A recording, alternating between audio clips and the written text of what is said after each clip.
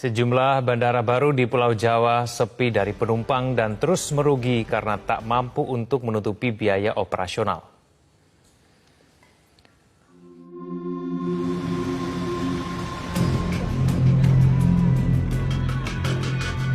Akibat sepinya penumpang, hingga kini Bandara Wiryadinata Tasikmalaya tidak melayani penerbangan. Biaya operasional terus membengkak dari perawatan bandara, mempekerjakan karyawan, hingga pengelolaan.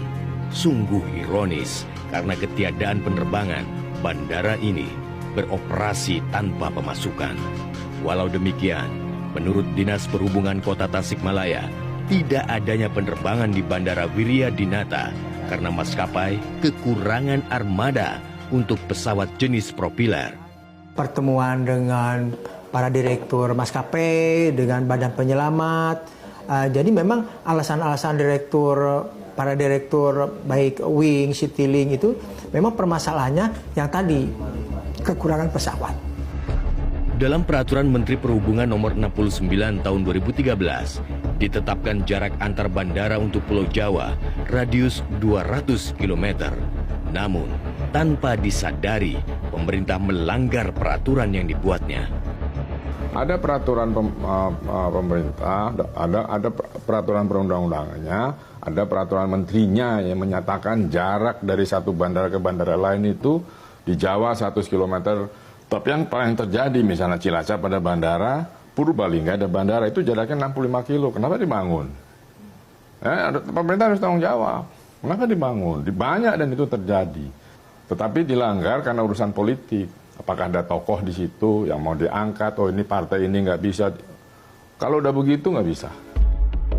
Bandara lainnya hanya berjarak 172 km dari Tasikmalaya.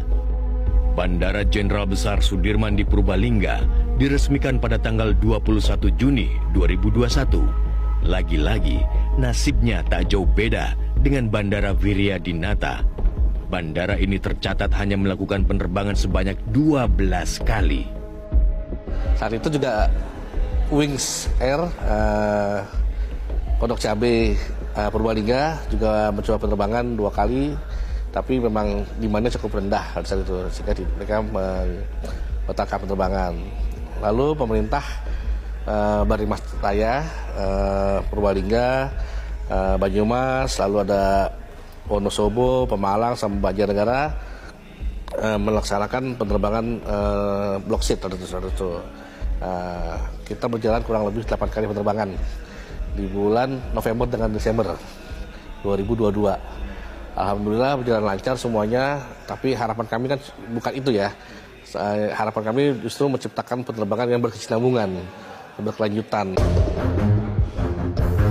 Pembangunan infrastruktur bandar udara seharusnya tidak serta-merta dibangun tanpa kajian.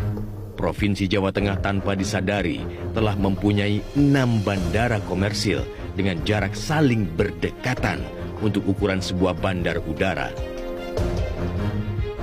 Tidak bisa disangkal, maskapai undur diri dari sebuah bandara karena sepi penumpang.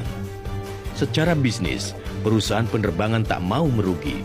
Maskapai selalu mengincar rute penerbangan yang dianggap manis atau bandara dengan potensi lalu lintas udara yang padat. Kalau bicara tentang bandara mangkrak ya, sebetulnya kalau mangkrak ini lebih ke arah istilah tidak difungsikan sama sekali. Tetapi ini masih fungsi. Tetapi kalau bisa dikatakan mungkin tidak maksimal, mungkin karena penumpangnya sedikit dan segala macam, istilahnya maskapai ada kemudian menghilang, maskapai ada kemudian menghilang. Ini lebih kepada mungkin maskapai sendiri juga melihat bahwa ini bukan rute yang manis untuk mereka jalankan. Entah apa motivasinya waktu mereka mulai menjalankan seperti itu, saya juga nggak tahu. Jadi intinya kembali lagi, maskapai mau membuka nggak? Kalau maskapai mau membuka jalurnya, siapa yang mau menanggung?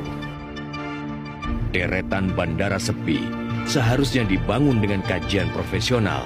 Bisa jadi mega proyek tersebut hanya dinilai sebagai prestasi politik.